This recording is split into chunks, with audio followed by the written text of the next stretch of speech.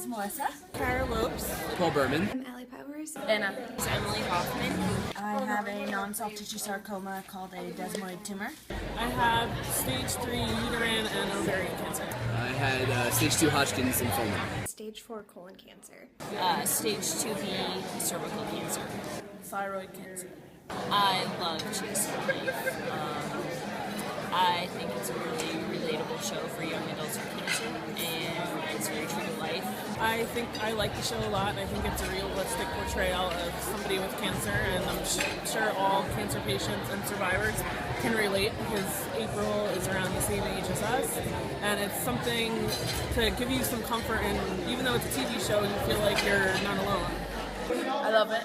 I love the accuracy. I love how much they've collaborated with the cancer community to ensure that we're best being represented and supported, and that it covers a range of emotions that a cancer patient will go through and different situations and scenarios, and also really importantly how the family is coping with it, because that's really made me aware and opened my eyes as to what my family would have been going through at the time as well. I think Chasing Life's really cool. It's probably the most accurate depiction that I've seen so far on TV or in Hollywood in general for what us survivors go through in terms of just real world, real life scenarios, like dealing with relationships and dealing with treatment and dealing with jobs and just in general how everyone around you is affected by your cancer diagnosis.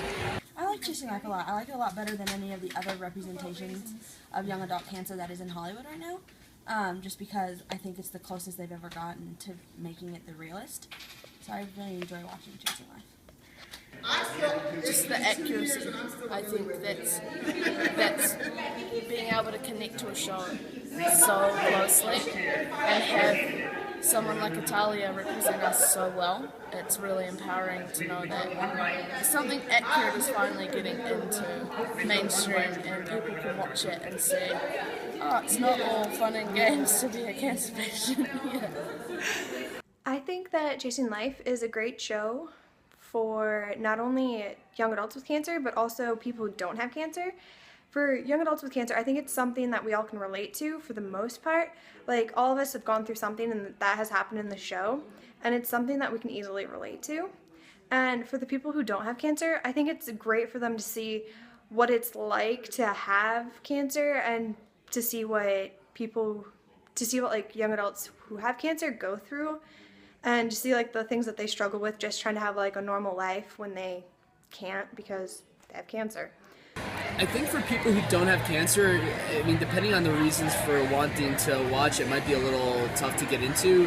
Either if someone you know is affected by it, it might be a good introduction to kind of what we go through, and it might be a little bit sensationalized, but it's still some idea of that. But I think it's a little tough for people who just are looking for entertainment because it is such a heavy topic and such a lot of hard material to deal with.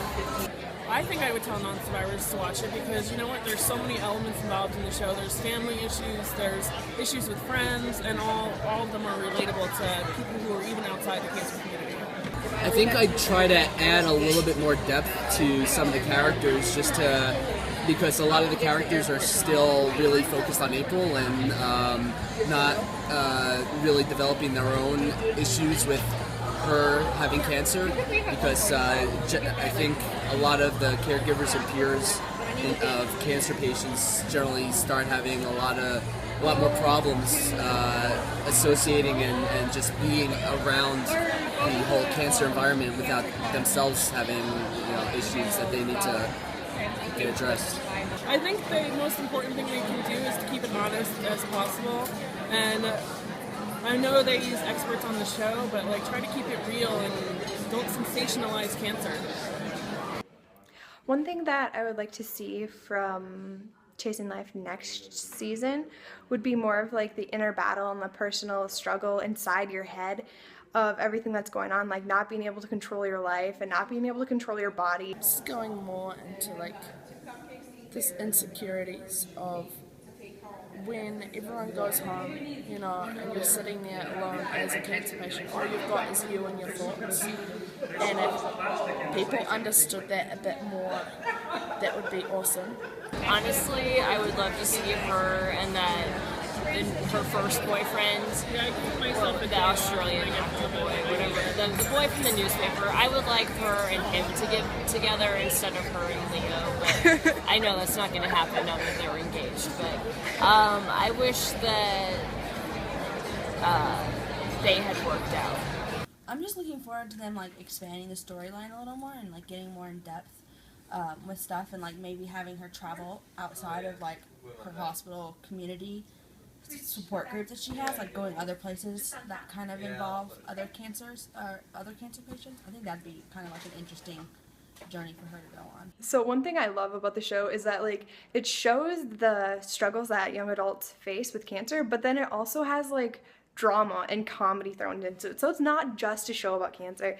It's also a show about like her family and her friends and like things that other people deal with, not just cancer. And it's like how people relate to her now that she has cancer. And it's like working a job, like just having a job as a young adult, like just starting off new in your career is a hard thing. Doing that with cancer is even harder. And I love how they show many aspects of life in general, not just cancer. How relatable it is and how her I think how close April is with her family is very relatable for me because I'm really close with my parents and my family, and their support is, I see that reflected in her family going to appointments or just being there around the kitchen table.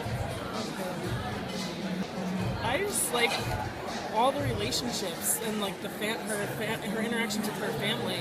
Like they just seem like, even though they're fictional characters, they just seem genuine, and I like the support.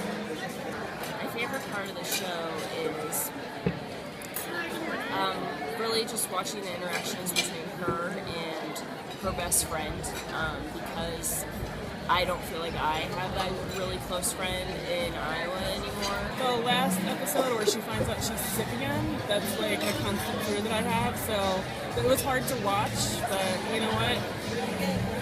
Maybe, I don't know, so I can learn, even though it's a TV show, maybe I can learn something from it and learn maybe not to be scared of that. Watch it and you won't feel alone. Yeah.